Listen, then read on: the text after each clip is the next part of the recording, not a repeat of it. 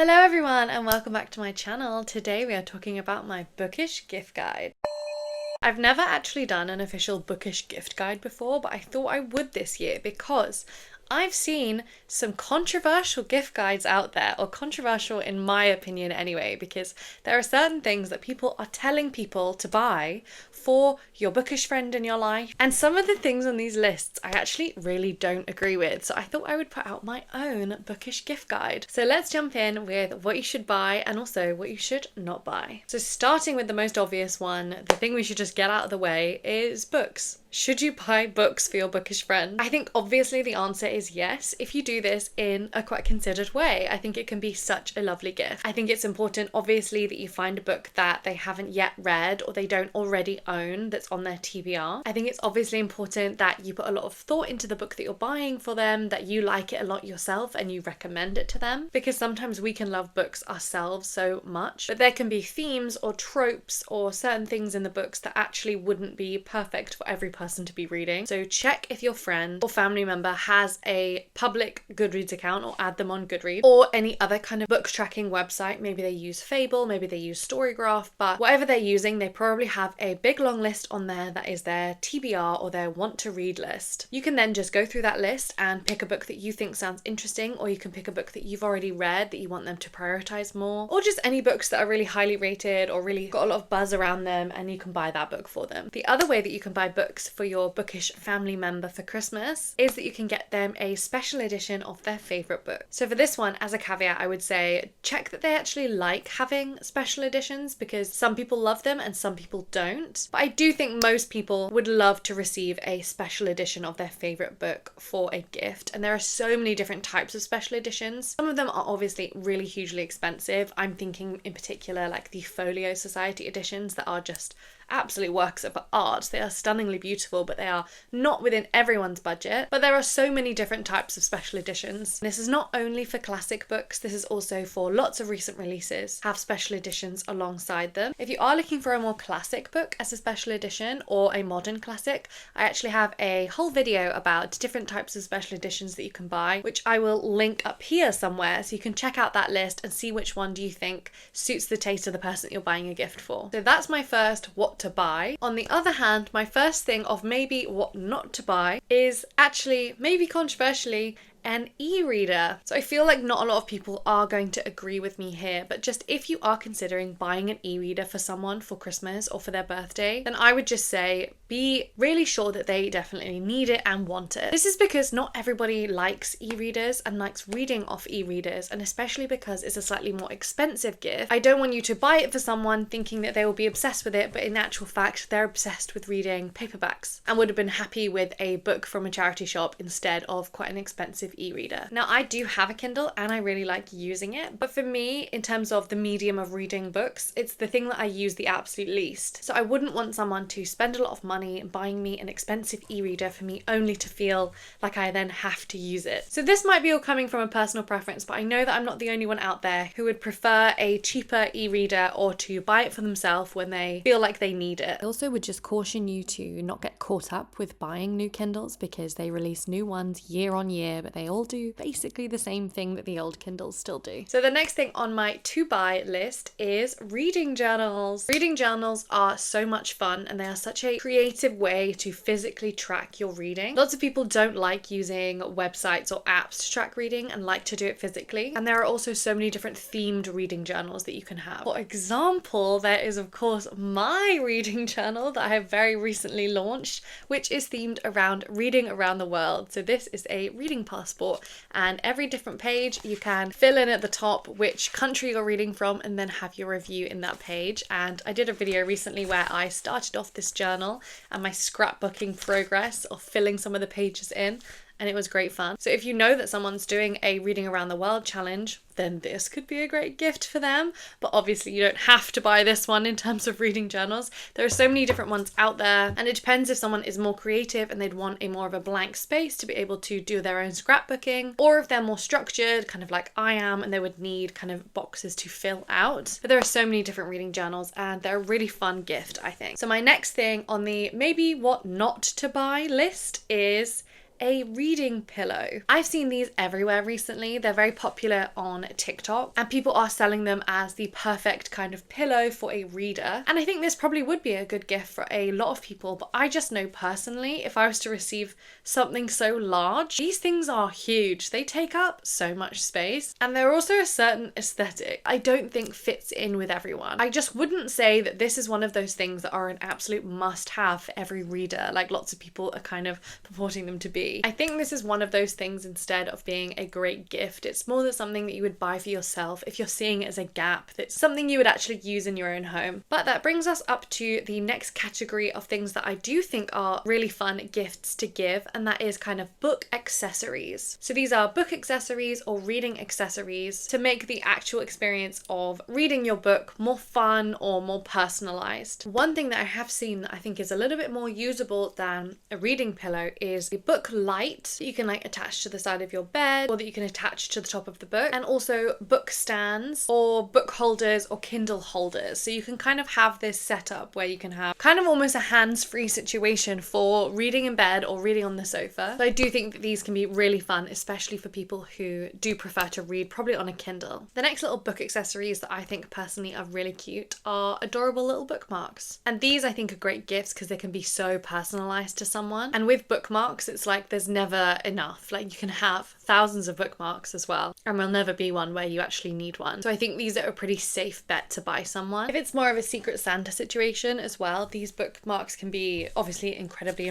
affordable. You can get like paper bookmarks, like I have 1,000 of them here, but you can get like fabric bookmarks, woven ones, you can make them yourself if you can crochet, and you can also get ones that are like cute little metal clips. Mine is a bit dirty because I do actually use this bookmark and it has real cat hair on it, but it's just a way to be, I think, endlessly creative on a slightly smaller budget. And then the next book accessory I want to talk about is book stamps. So these are really fun. This is one that I got as a gift last year and I had so much fun going around and stamping my books. So this is kind of what it looks like on the page. It does a beautiful like embossing, and you can have, I'm not sure how easily that's going to show up, but you can have personalized embossing with the person's name on there, and I just think it is so fun and really, really beautiful as a way of personalizing some of your favorite books. For example, one of my favorite books, and this is a special edition that I got as a gift also last year, which is a leather-bound Tress of the Emerald Sea that I stamped my book stamp in. So I do this with my very, very favorite books that I know that I'm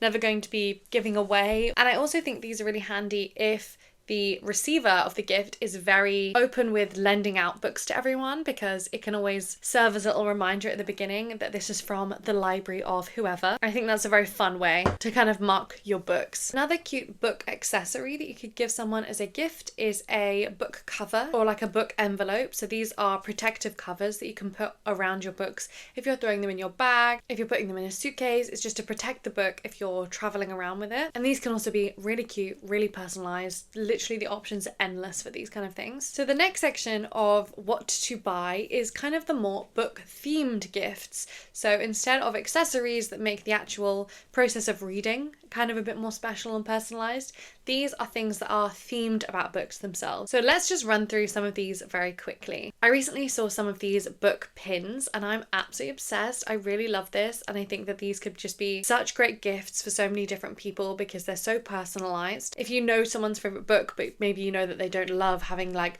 multiple copies of that book with special editions, you could get them a book pin of that favorite book. But the next one on my what not to buy, or maybe what to think twice about buying, is book themed tote bags. I don't know if this is true for every other book lover or bookish person out there, but I have a huge amount of tote bags already. Tote bags in particular are something that I feel like are given out all the time at many different book events. So I have so many themed tote bags already, and also I occasionally like to buy them for myself when I'm traveling somewhere new. Like if I visit a special bookshop in a different country, I will buy the tote bag for that country, for that bookshop as well. So I wouldn't really know what to do if someone gifted me even more tote bags. That is just one maybe point to consider, because I feel like if you're the type of person who wears tote bags, then you already have too many tote bags, you know? Or you don't have any tote bags and maybe you're the type of person who wouldn't wear tote bags, which is also totally fair. But my next one on the what to buy list is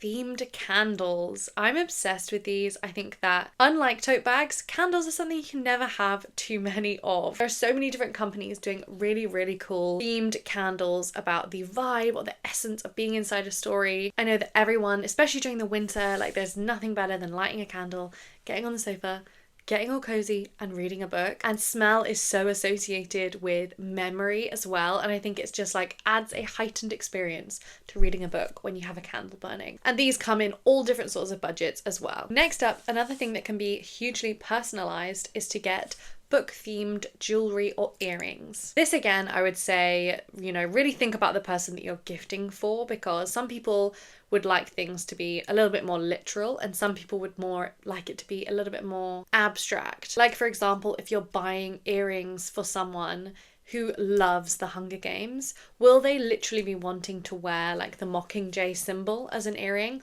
or will they rather want something that evokes the imagery or the feeling of the Hunger Games, if you get what I mean? Like there's kind of a difference, but it depends on the person that you're buying for. There's so many ways you could go though with jewelry, and there is so much on Etsy and like independent sellers. Again, like I'll put up some of the things that I found that I really liked, but this is going to be so personal based on the book, but if you do some digging, I'm sure you'll find something really cool. So next up is something maybe if you like to buy people things for home decor, but you're sick of buying people candles, then I would suggest maybe getting one of these book vases. I love how these look. I think they look so, so cool. There's lots of different options as well. You can go really specific with the book that you're buying, or if you just know that they like reading, but you don't know that much about what they're actually reading, then you can get one that isn't actually as specific. These look really cool on shelves as well, or just standing on their own. And I just think this is so usable as well, because I feel like you just never have a vase when you need a vase, Next up, and also slightly related, because this is also kind of a home decor type thing,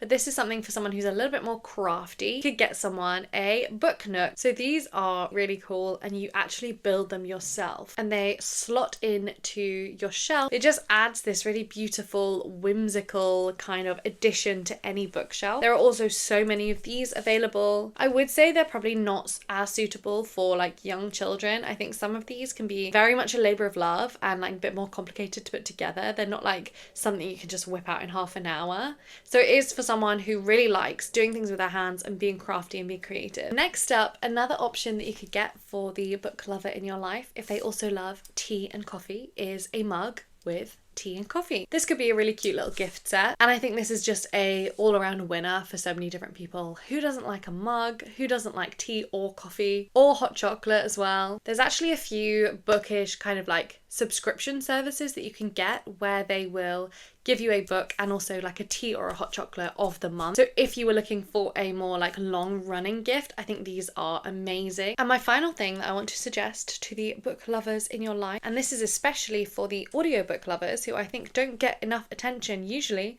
in Bookish Gift Guide, but the gift is a puzzle. I think there is no better way to spend a day than listening to an audiobook and doing a puzzle. Something about it is just a match made in heaven. And there are so many different types of puzzles that you can get, and also loads of book themed ones in general. And this is especially fun to give as a Christmas gift because I feel like puzzles are such a Christmas time activity. I never do a puzzle in the summer, but around Christmas I find myself craving just sitting down and getting stuck in and listening to audiobooks and doing puzzles. But they are all my ideas of the things that you can buy for your bookish friend, or maybe even treat yourself, because this is basically a shopping list for me as well, this list that I've put together. If you have any other suggestions, there's maybe gifts that you've received in the past that you've absolutely loved, please leave them in the comments because I'll be really interested to know, because I'm also always looking for more inspiration. But other than that, before I sign off for the day, I just want to do a huge thank you to everyone that's watching this video and everyone that's been subscribing to this channel in the last year. I just recently hit 5,000 subscribers, which is a huge milestone for me, and I'm so pleased and so grateful to be here. This time last year I think I had 500 subscribers, so to have 5,000 now just seems absolutely insane and like beyond my wildest dreams. I just wanted to say, really, from the bottom of my heart, thank you so much for subscribing to me this year, for watching my videos, for leaving comments, for liking videos, anything that you've done that's interacted with this channel. Honestly, just know that it absolutely makes my day. But if you're not already subscribed, then what are you doing? Go on. Go subscribe right now. It can be your gift to me for Christmas. And also go and make sure you watch all of my other videos. But that is all from me today. Thank you so much for watching, and I will talk to you again soon. Bye!